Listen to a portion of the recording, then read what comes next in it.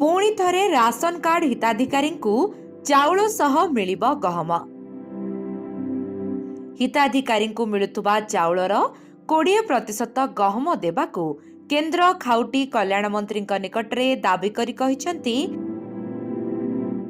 राज्य खाद्य जोगाण मंत्री कृष्णचंद्र पात्र। मंत्री कहिसेंती जे ओडिशा लोकंक गहम पई चाहिदा को दृष्टि रखी दाबी करा जाउछि।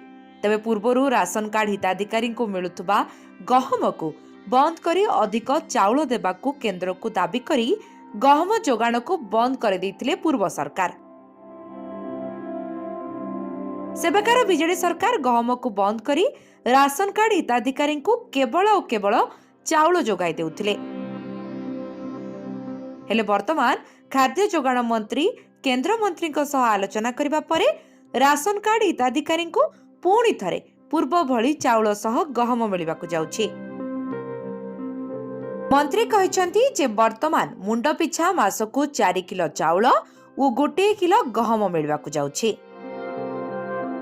तेबे एणिकी राशन कार्ड हिताधिकारी को 20% गहम देबाकू केंद्र खाउटी कल्याण मंत्री निकटरे दाबी करी एते बड़ सफलता हासिल करिसेंती राज्य खाद्य जोगाण मंत्री कृष्णचंद्र पात्र।